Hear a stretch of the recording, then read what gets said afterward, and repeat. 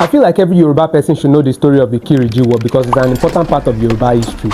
Imagine Yoruba fighting each other for 16 good years, brothers fighting brothers, killing each other for 16 years. Let me tell you what happened. After the Oyo Empire collapsed, Ibadan rose up to become the most powerful city in Yoruba land. And with that power comes huge ego. So they started sending officials to other Yoruba towns. Those officials are called the Ajeles. So they sent those Ajeles to Ijesha, Ekiti, Igbomina, and they started taxing them and started maltreating them. So in the year 1878, the Eastern Yoruba people have had enough of this old crap. So they wanted it to stop.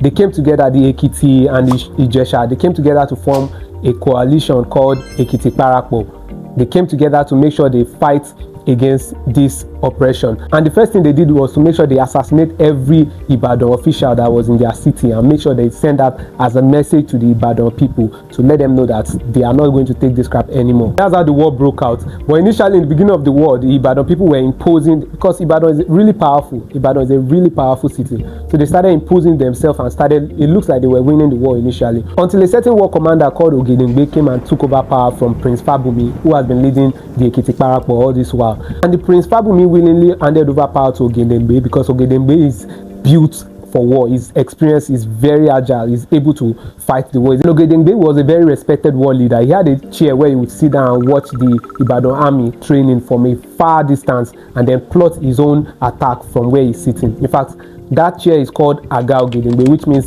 Ogedengbe's chair till today. That chair is where he sat and planned his war tactics for a whole 16 years, keeping the Ibadan people away from them. And the funny thing about the war is that the name Kiriji, you would wonder what does it even mean in Yoruba. I've wondered what it meant too. But the name Kiriji was gotten from the sound of the cannon guns they were using to fight that particular war. That was the first ever time they were using cannon guns to fight a war. The cannon guns were sounding Kiriji. Very interesting way to name a 16-year-old war, if you ask me. But after 16 years of fighting with no clear winner, they got tired of fighting each other, and a peace contract was signed on September 23rd, 1886. But the war still did not stop until like 1893. These two sides just got tired of fighting each other and they decided to call it a day. Fun fact, the Kiriji War is on record as the longest ethnic civil war ever fought by any group in history, and it happened in Yoruba land here.